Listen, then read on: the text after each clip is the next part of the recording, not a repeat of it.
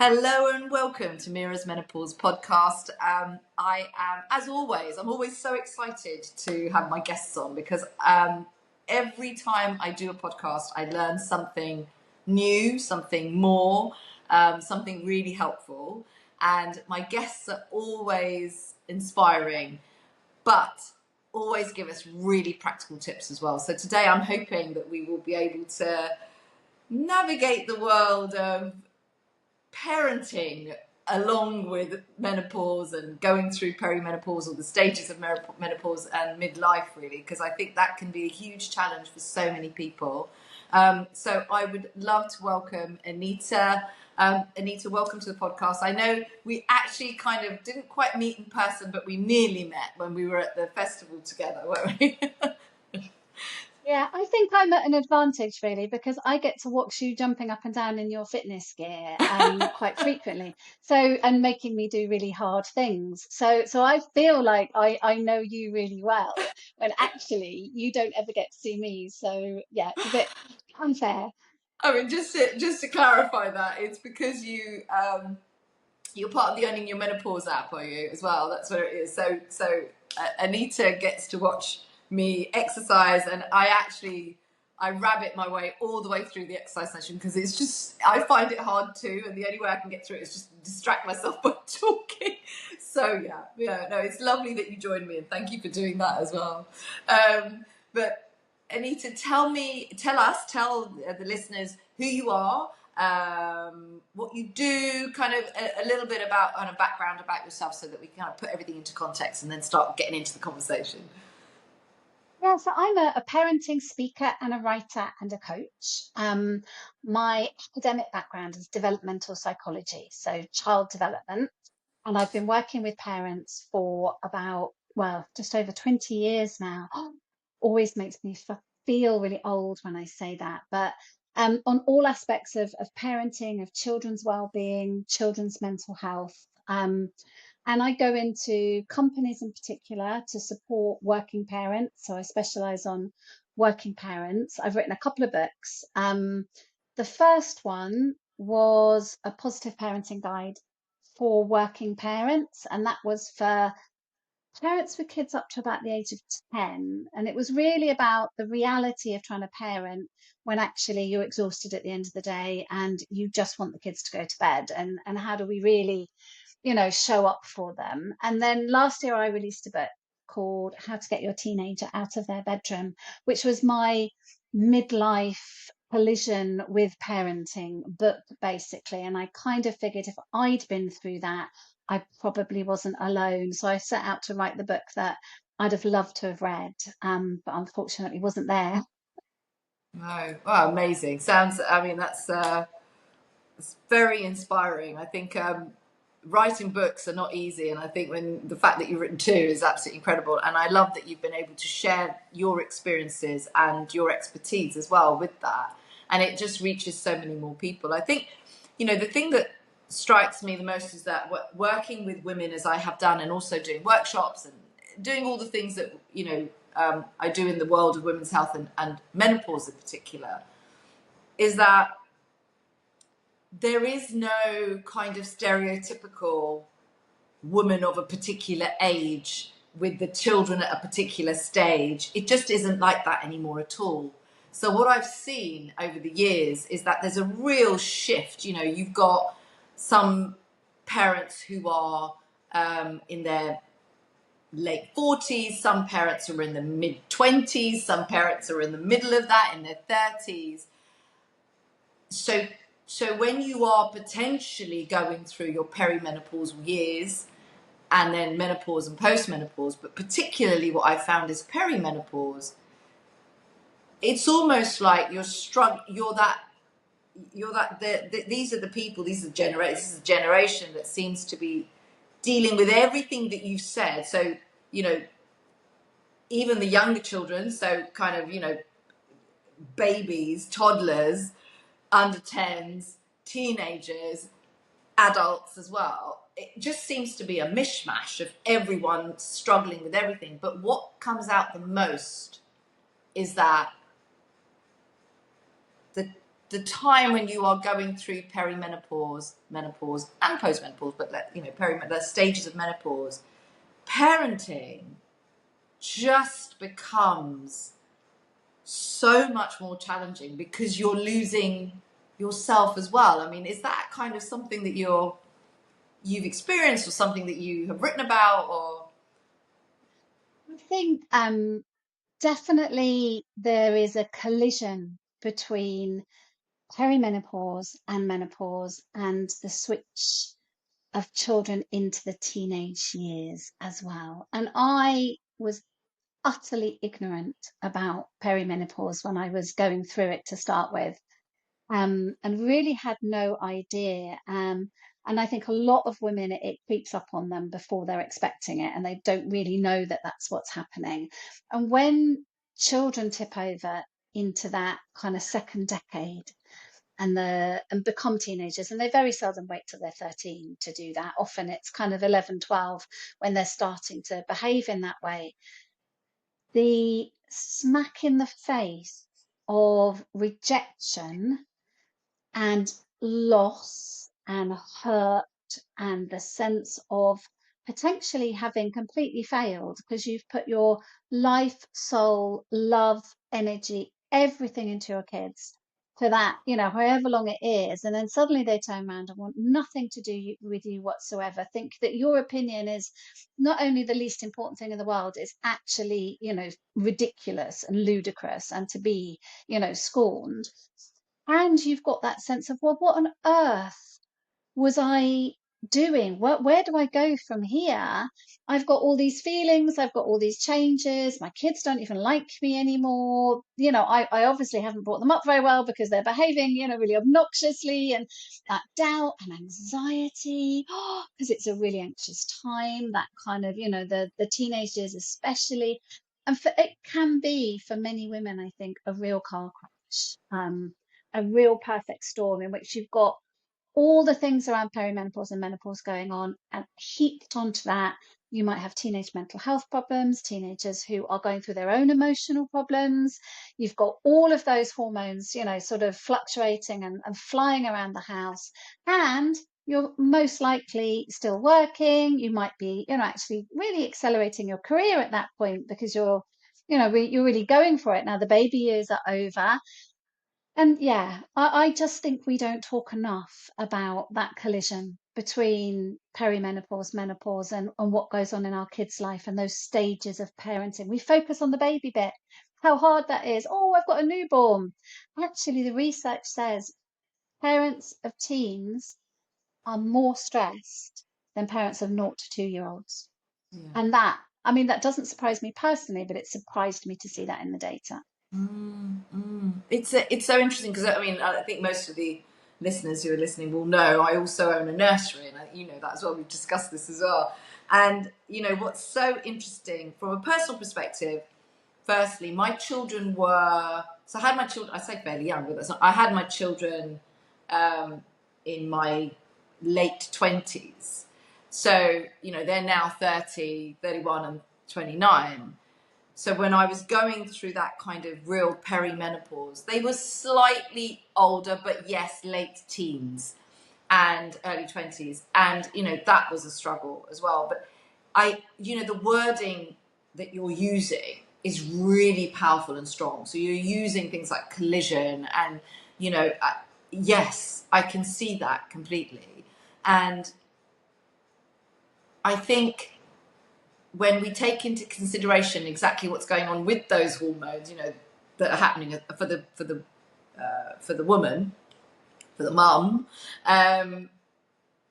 you've already got those feelings of loss of self-worth, loss of identity, anxiety. You've got all of that happening because of the changes in the hormones that are happening anyway. Then that gets compounded by exactly what you're saying. So as you said, it's a perfect storm.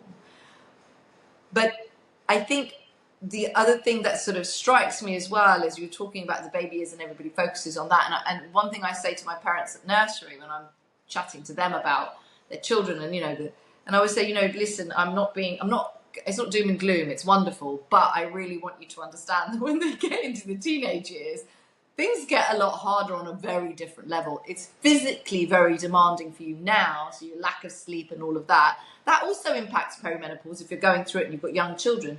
I see that a lot. You know, everyone's like kind of walking around like zombies. They just can't function. But emotionally, later on, it's actually quite exhausting, exactly as you say. Um, but I suppose again, this is that thing of, well, they've got to go through that, right?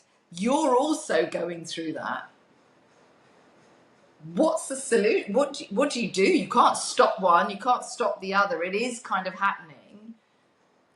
Is that, are there things that can be done? Is there something that we could all think about doing? Because it's hard, isn't it? That slamming of the door and the banging of the this and storming out of the house, and I don't need to tell you where I'm going, and and you worry, you really worry. I mean, I worry. I have to say, thank goodness, I don't know what happened, but something happened in me where I think I got just too exhausted of worrying, and I actually just stopped worrying. And it's my husband Harry who started worrying, especially when they went to university, because I was just like, I actually can't stay up at night thinking where they are, and are they lying in a gutter somewhere. There's an advert, isn't there, and I think on the radio about, I think about you in the, I mean, you could die in this many scenarios and this could happen to you. That's literally what you just think all the time. Became so exhausting that I just ended up not being able to do it. But it was Harry who then picked it up and was like, no, I just need to make sure they're all right. But he just seemed so much more practical. He was just like, and then the girls say it to me now, but Mum, no, I'm not talking to you about it, because you're the one who deals with the emotional stuff and you get all emotional. Dad's just practical. He just gets on with it. He fixes this and does that. But are there practical things we can do? Because as women, as mums, Dad's worried too, don't get me wrong, but just I'm sort of focusing on the menopause and the menopausal years. Is there something that we can do that's practical? I think as a generation of parents, we haven't done ourselves any favors because we're really hard on ourselves and we judge ourselves all the time. Right from the beginning, it's like, oh, my child is doing well. It must be because I'm a good parent. My child is doing badly. It must be because I'm a bad parent, which is just such an oversimplification of the way that children grow and learn. It isn't helpful. But because of that, once we get to those older years and the risks go up, the stakes go up, because suddenly there's all of these dangers. There's the online world, goodness knows what could happen there. We've got them being more independent and, what could happen there. We've got high stakes exams that are going to kind of change their lives forever. And because we're so invested in how well they do, because we feel that reflects on us, that amplifies that sense of worry, I think. And we take that on our shoulders. And I don't think I slept for about 5 years Oh, in this God. time. And you add on top of that so many problems of, that modern teenagers have around, mental health. And as you say, Mm. mums tend to take the burden of managing emotions in a family. So if you are the one whose child is going through something really challenging, whether that's self-harm or eating disorders or, anxiety, depression, all the things that modern parents are facing, add that load onto, the heightened anxiety levels anyway, in perimenopause, which are so common, lack of sleep, and it can just feel like there's not anything you can do. But I really liked what you said about letting go and saying, I can't do this. Because one thing I recommend parents to do is take ownership and control of your own side of that transition. Because it is a transition, you are having to let go of them. It's a kind of handover of power. It's a process of separation that is going to happen and that you are not going to be in control of. Now, you have to find ways to manage worry. And I think rigorously manage worries, whether that is, using, cognitive behavioral therapy or simple journaling or phrases, mantras that say to yourself, I know I'm worried about it, but worrying isn't actually going to help. Right now, there's nothing I can do. So the one thing I can do is take ownership of my side of this transition. My child doesn't need me in the same way. They still need me. They need me to be available. They need me to be supportive. They don't need me to do lots of the things I used to do. How can I use that transition positively? How can I start doing things that move me into the next stage of my life so that I'm actively becoming the parent of an older child rather than kind of clinging on and really sort of just being utterly invested in that ride and that roller coaster that they're on. Because we all know with teenagers, those big emotional highs and lows, minute, the end of the world is happening and it's all being thrown at you. 5 minutes later, they are the sweetest, loveliest, calmest people. And we just have to be a little bit phlegmatic about that and not join in and think, right now, you just need to vent. That's fine. I don't need to solve this problem. Don't need to give suggestions. Don't really need to do anything. Just let them vent and then it's over. So rather than trying to over control it, over respond to it, kind of fix everything, take responsibility. You should say, no, I can step back a little bit and just allow this, to happen. And they are learning through that. They learn quicker. It's almost like, I mean, the teenagers are all about power. We've got it. They want it. Ultimately, we've got to hand it over. And that's scary because they might not feel ready for it, or we might not feel they're ready for it. But if we don't, they're going to fight us for it. So somehow or other, you've got to be brave, hand over that power, step back and think, this is not who they're going to be. This is just another learning stage they're Mm, going through.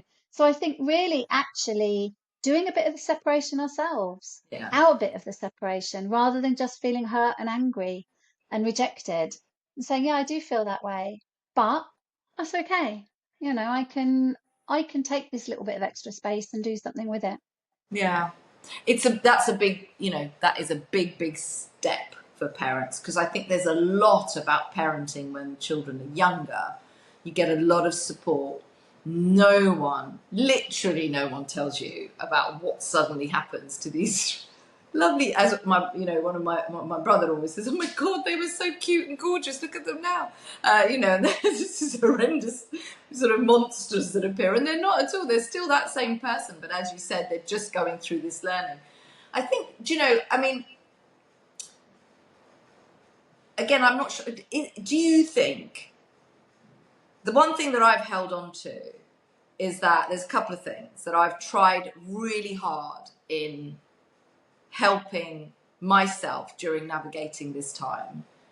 Because at one point, honestly, the girls, I mean, Harry, a whole different ballgame, really looking at it, but both the girls just looked at me like, oh my goodness, what is going on with mum? Like, she's just not that same mum that we were able, she's just all over the place. 1 minute she's this, 1 minute she's that. I think that the two things that I found, we can sort of talk about them separately if that's easier as well, is one, I really have found that over the years, and I went through divorce and the kids were with me, they were quite young, but I was very, very clear right from the start that the divorce, it had to be really clear that the divorce was nothing to do with the children, right? And I and their dad are completely separate adults who are responsible for our own actions.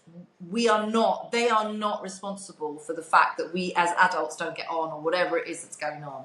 So that was very clear. And in order to do that, I had to keep getting rid of the guilt parenting, which I did. I mean, it's on and off, comes on and off. But talking was something that I felt I had to share with them. And I know my mum says this today, you over talk to the children. But I'm like, no, I had to share with them in order to give them space to share with me. So I found talking all the way along, telling them what is happening to me, even if I didn't understand it myself. It felt like I could, even if it was, when they're going to a teenager, they're like, all of that, they're rude and whatever. But I just felt like that kept us connected, even when that thread was being separate. Like, it was just going like this, and it's at that point where it's going to break. It kind of came back a bit quicker because they could see I was vulnerable. They could see I was upset. They could see that I had emotions like they did. They may not have wanted to see it at the time, but they can relate to that. That was one of the things. And the other thing was I had to always have something that I almost felt like I needed to be one stage ahead. So I took up yoga, and I had to leave them in the morning to fend for themselves. I mean, they were 16, for God's sake. They can fend for themselves perfectly fine. But for me, it was like, oh my God, I'm letting go. But I always had to do something which gave me a focus which was different, not just my children. So, I mean, those are two things that I found really helpful. I don't know. Are those things that could... Talking's really important, and the mistake that lots of us make automatically is because we're so worried about our teens. We're like, oh my goodness, there's drugs out there, there's sex out Yeah. there, there's all these things I need to warn them about and tell them about, and we talk to them in a way that we're just trying to land a message. It's like, I want to give you this bit of wisdom. I want to make sure you know this. And that type of talking just doesn't work with No. teenagers because they don't want to hear it. They don't want our wisdom. They don't want our advice. And in fact, most of the time, they just feel criticized when we do Yes. try and give it to them. Yes. It puts their backs up. What they do want is conversations with us in which we treat them like the independent young adults we want them to be, where we discuss with them rather than lecturing them, and where we kind of are curious, really curious conversations about how they feel or what's going on in their lives, but indirectly, not even necessarily about them, because often they don't want to talk about them. I love doing things like watching programs like Love Island or Married at First Sight with my kids, because or The Apprentice, whatever they'll watch, because you can then talk about these amazing characters. It's like, oh my goodness, you talk about life, you talk about striving, you talk about principles. It is, you have big conversations that don't feel threatening to them. Yeah. So having the kind of conversations where they will engage, you learn so much about them, they learn so much about you. You kind of enjoy them as people when you have those conversations. Yeah. So rather than treating them as kind of like these vessels that we need to pour information and knowledge into, which just doesn't work, really kind of embracing their ability to think in different ways about stuff. But I think there's a fine line between that and asking them to take responsibility for our emotions. And I think that's hard because when we're in an argument with a teenager or they're being very emotional, we get emotional. We get Yeah. triggered by that because they might be being rude to us, but also if they are hurting, we start hurting. And then we start kind of pouring our emotions into that conversation.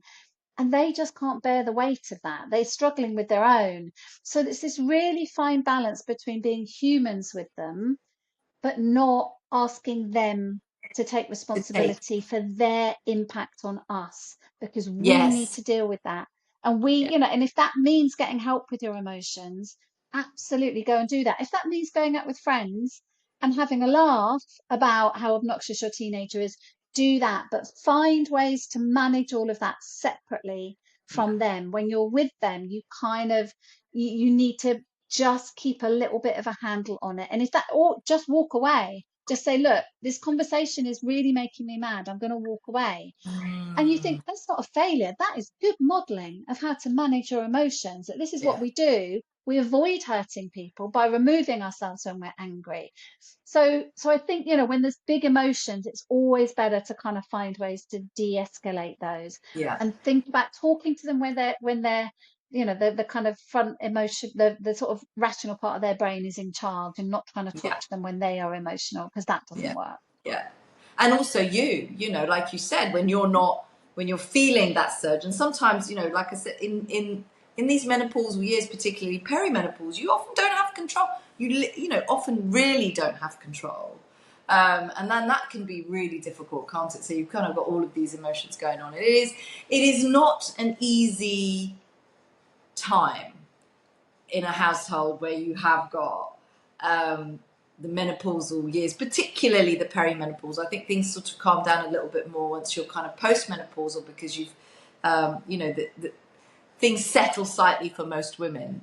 But it is really, really difficult. And I suppose you've mentioned some really, I love the idea. You've mentioned some really good things. I love the idea of kind of sharing experiences. So whether that's watching TV or listening to their music or whatever it may be, or understanding which bands they like or music they like at the moment. Because they are, as you said, they're evolving human beings. They're not, just because they come from you doesn't mean they're going to be particularly like you. They may or may not, but they kind of are going to learn to be their own people, aren't they? And I suppose in a way, I suppose in a way that's the problem as well, because in the menopausal stage, you're having to relearn who you are as well.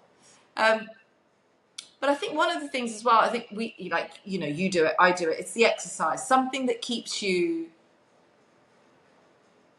that stability, gives you that kind of, right, I've got to get it out of my system now, and then I'm going to be a much nicer person, much more rational when I've done it.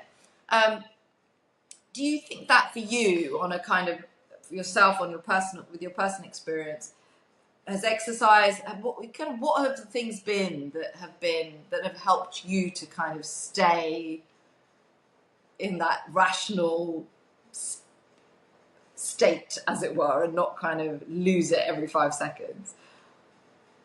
I think it's been a real range of things for me. HRT is one of them. I discovered that very late in my journey, but it enabled me to sleep, and that was a game changer, just being able to sleep again. I think definitely exercise, so weight bearing exercise and stretching. And as you know, I do like a bit of surfing. That's one that I love. Water sports, I love big waves, I love water. And when I first tried surfing, I did it with my kids, and I was in my early 40s and didn't realize that I was perimenopausal at the time. Nobody had told me that was likely to happen. And I couldn't do it. I tried for 3 days and I could not stand up on that blimmin' board once. My hips were so stiff that I just couldn't get them to do the move that they wanted to do. 10 years later, I tried again. I thought, oh, I'm still going to be rubbish at this.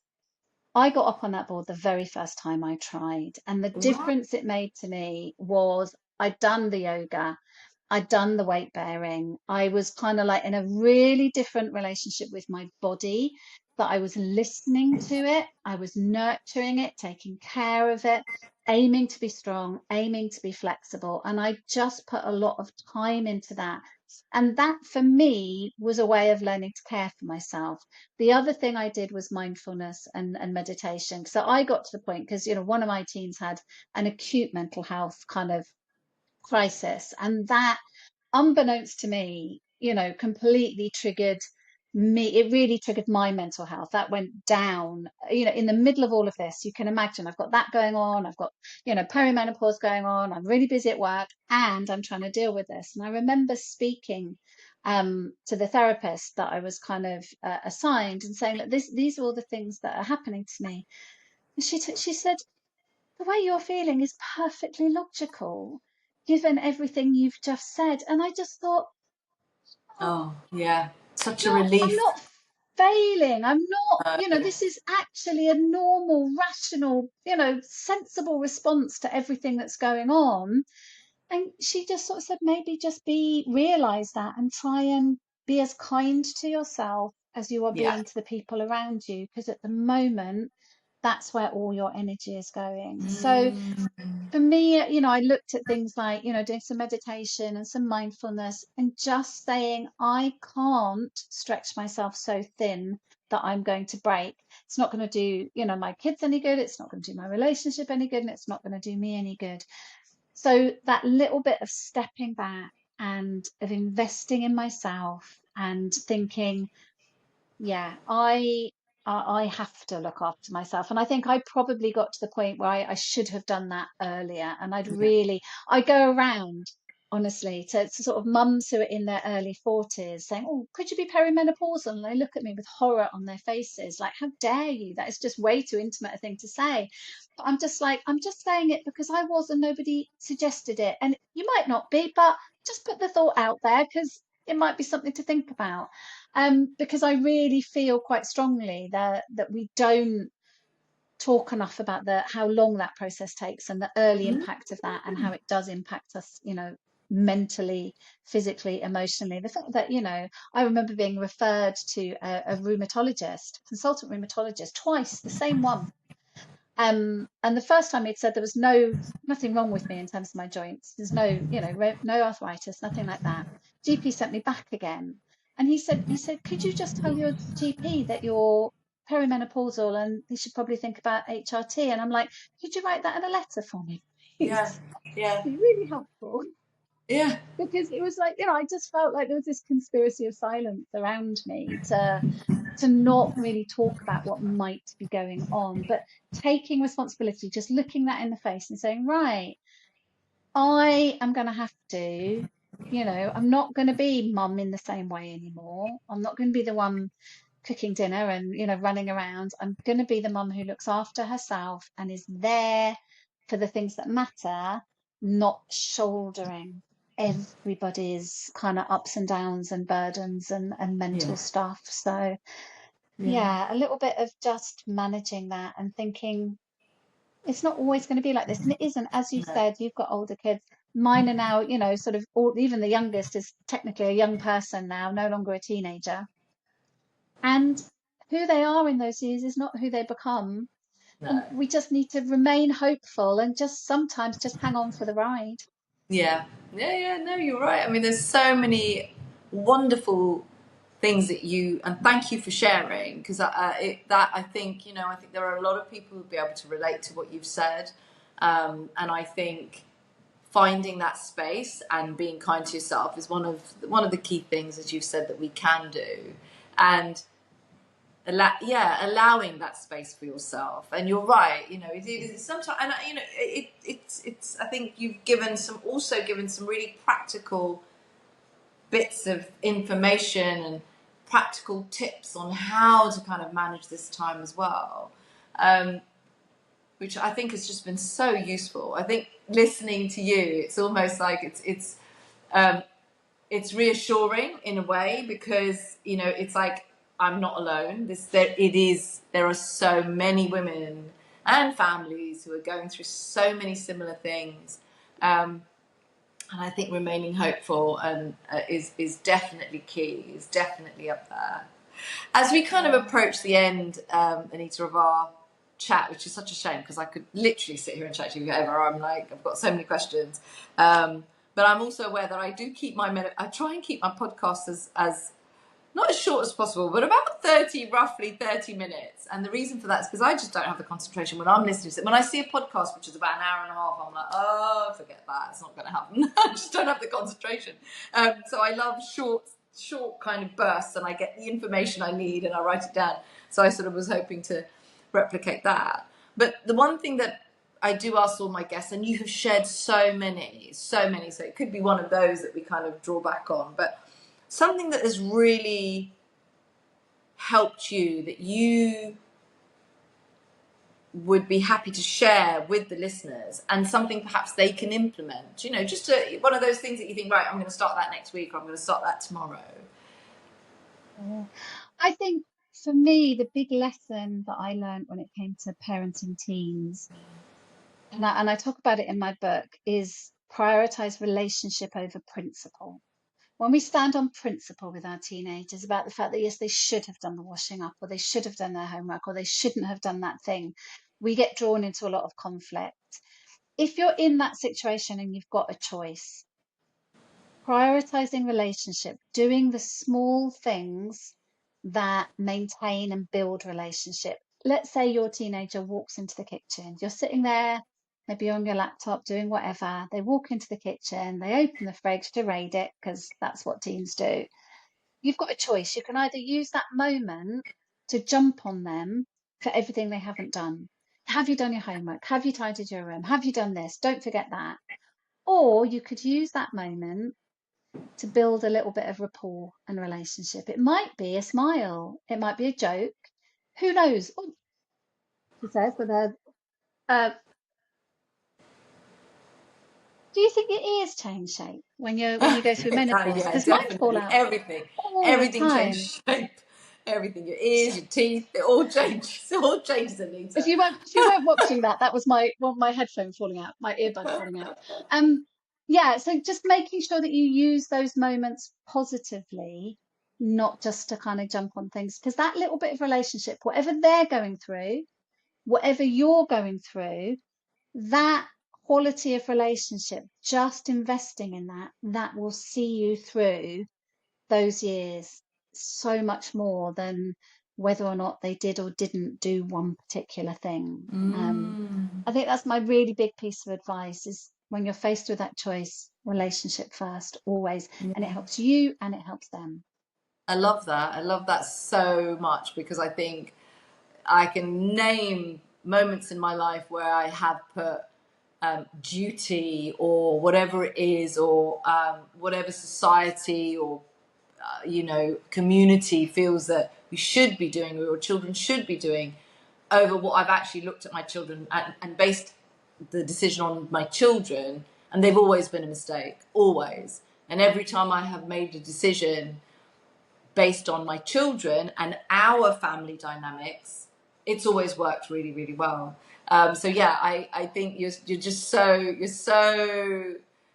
that is just so poignant, and I love that we're going to end on that really powerful message, because it really is actually, and it's actually really empowering once you stop listening to the outside noise and you just see your family as this wonderful special place, whatever it is, whatever it looks like, however messy it is, it doesn't matter. It's your family, it's your space. It becomes so different, and you start to really celebrate the children and you and the little things, and even the strangeness of your family, if that's such a, because it isn't strange for you, it just seems strange to other people.